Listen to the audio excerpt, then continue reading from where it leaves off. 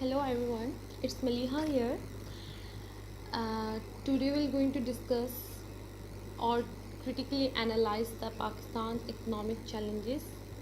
It's my request to kindly listen this video carefully because this will going to clear each point in a quite better way. The Let's talk about Pakistan economic challenges. In the first economic challenge which Pakistan is facing right now, there is a decrease in foreign exchange reserve. What foreign exchange reserve is?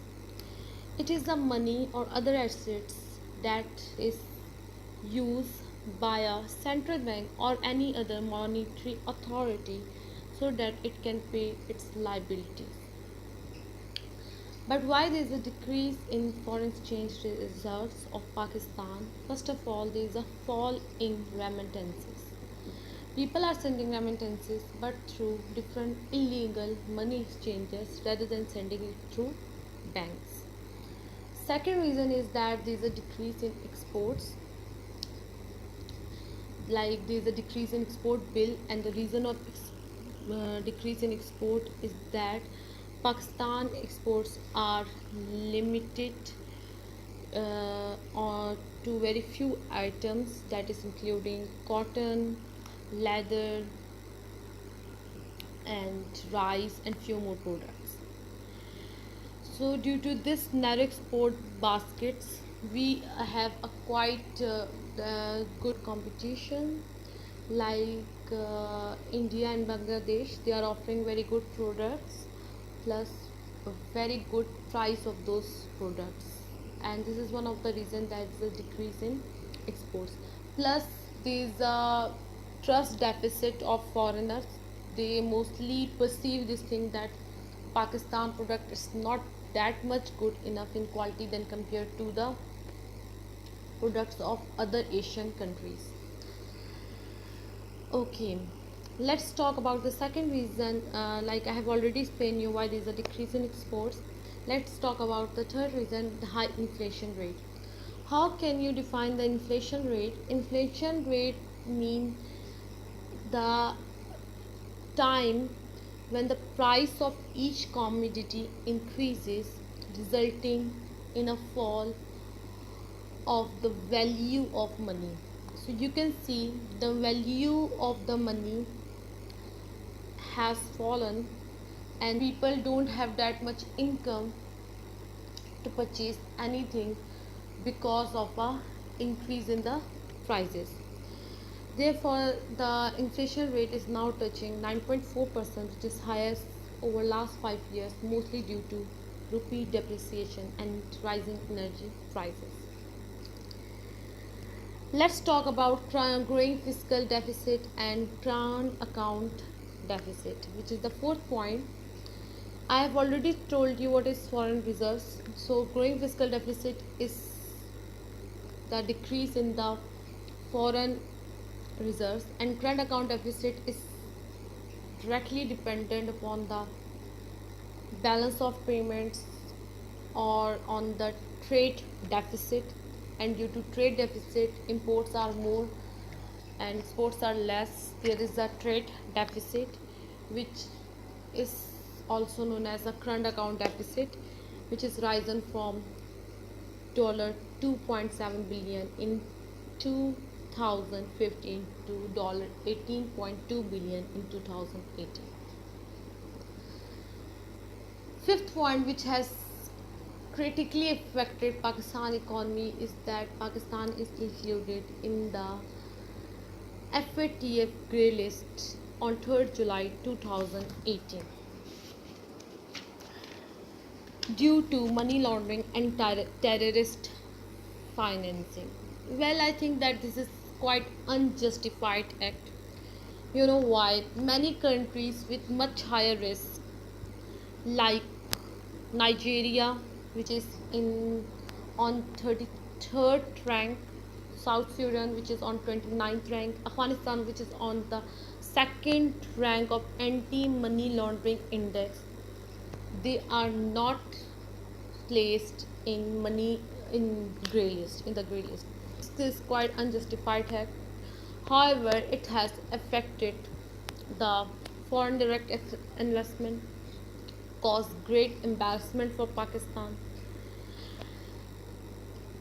decreased the trust of the investors, and of course, it has affected the trade as well. Now, the sixth point is currency crisis. How it has happened and how it has started. In 2018, State Bank of Pakistan decreased the value of the currency by 68% to increase the exports. Though the Pakistan exports are not increased, but depreciating the rupee has made imports costlier. The seventh point is that the capital flight is the flight of the capital, or actually a large scale financial assets from a nation due to political or economics or instability. Actually, the reasons, like Pakistan has been placed in FATF, this could be one of the reason of capital flight as well. Now the last point is that of course IMF is the last resort for us. We are again knocking on the door of the IMF for the 22nd time, which is not good at all. Factors responsible for these challenges are terrorism, poor education system.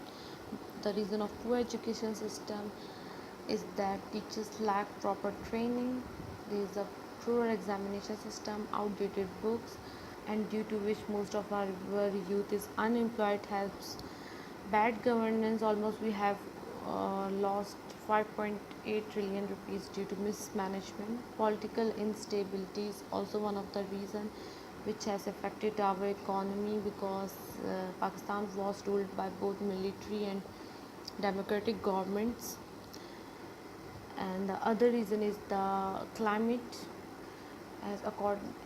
as according to the report of United Nations Development Program, Pakistan could run dry by 2025.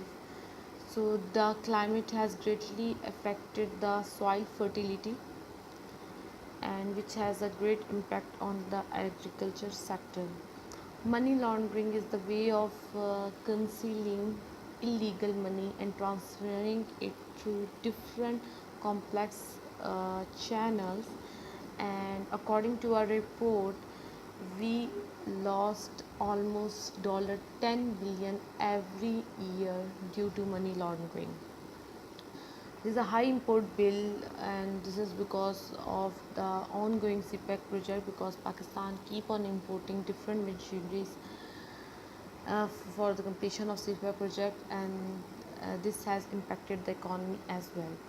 FBR failed to achieve its tax revenue because the target was uh, set as set at 3,751 billion rupees, though it has FBR collected only 3,935 billion rupees.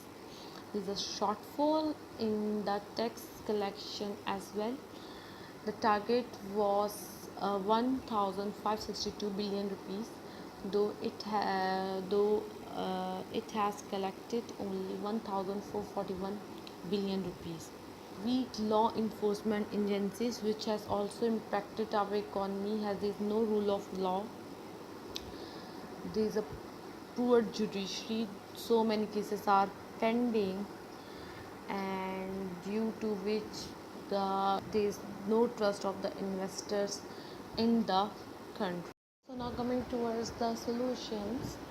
The first option for Pakistan is blue economy, which means the use of sea and the use of its resources for the sustainable economic development. This concept is new to Pakistan and to Southeast Asian countries, but if Pakistan will going to invest in this project, then this will surely going to revive back the Pakistan economy, as Pakistan can make use of the fishes, its biodiversity for making different medicines, can explore oil from oil shores.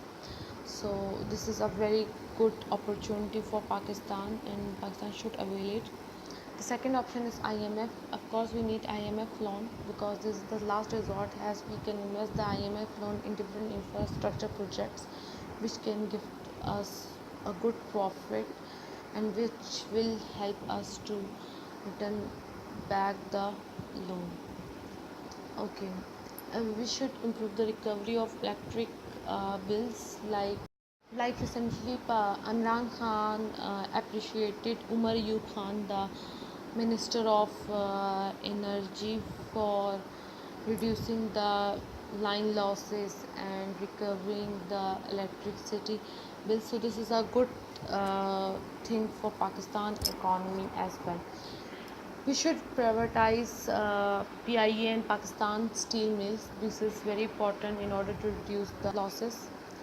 Decreasing unnecessary imports, like we are importing soda ash, different mobiles, different luxuries.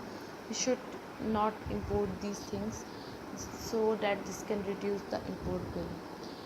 Increasing the ease of doing business, this is very important for Pakistan economy, has according to the World Bank ease of doing business report, Pakistan ranks 136 out of 190 economies. To improve this ranking and to draw more investment, Pakistan should ease custom laws and regulation and should improve the security of the country, as it will bring more investment in Pakistan.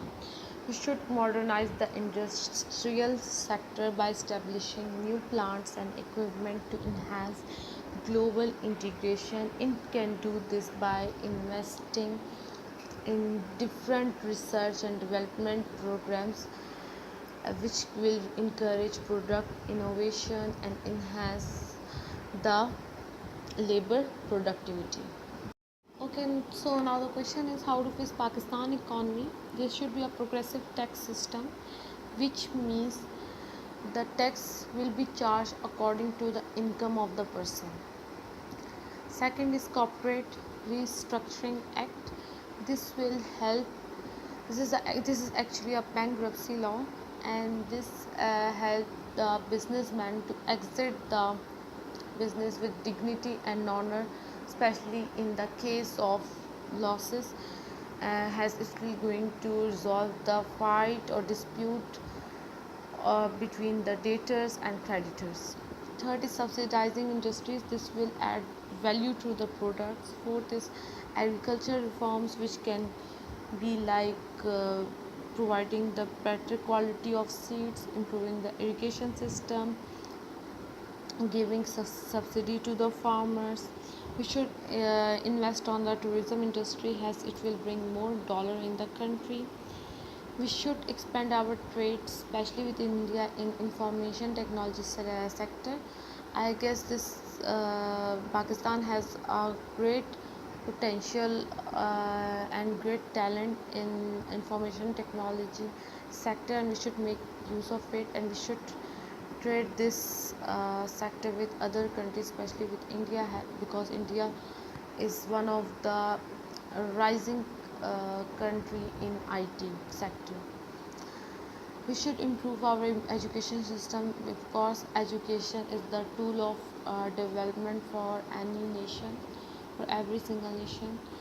We should do a cost benefit analysis of every single project, we should not start any unnecessary project. For example, the project of any, like orange bus project, metro bus project.